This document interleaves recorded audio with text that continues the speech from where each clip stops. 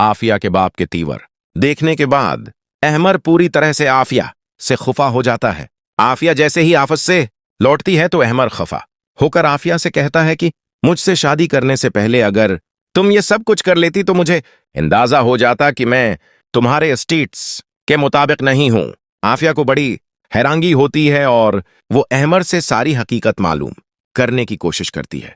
तो अहमर उसको साफ लफ्जों में बता देता है कि तुम्हारे बाप ने मस बेहियो क्या है और मैं तुम्हें बता दूं कि मैं रोज रोज तुम्हारा इंतजार नहीं करूंगा।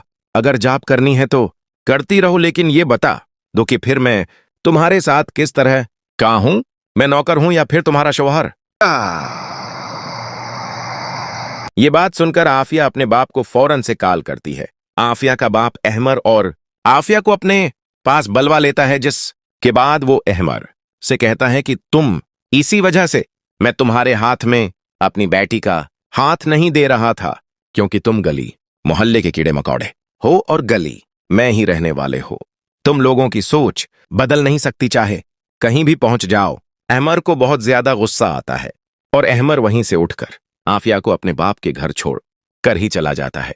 दूसरी तरफ मामला इस हद तक बिगड़ जाता है जिस वक्त रानी और बिलाल को अपने पांव पर खड़ा होता नाजीन और शारिक देखते हैं। नाजीन का तो खून खोलने लगता है और वो शारिक से कहती है कि उन दोनों मियां बीवी को मैं चैन से जीने नहीं दे सकती। शारिक कहता है कि अब क्या ही कर सकती हो, जबकि रानी का शौहर भी कमाने लग गया है और सब कुछ वैसे कर सकता है जैसे तुम्हारे पास था। मैं तो तुमसे कहता हूं कि सब्र कर लो और ऐसा कोई मामला ना करो। फिलहाल हमें अपने पांव मजबूत करने के लिए वक्त लगेगा। लेकिन नाजीन कहां अपनी हरकतों से बाज आती है। वो शारिक से कहती है कि खुदा की कसम में अपनी बराबरी में किसी को बर्दाश्त नहीं कर सकती। शारिक और बिलाल के आपस जाते ही यहां पर रानी जैसे ही किचन में काम कर रही होती है, तो नाजीन पीछे से आकर रानी से कहती है कि बढ़िया, तुम्हें फख्र हो रहा होगा मेरी बराबरी करके और तुम्हें लग रहा होगा कि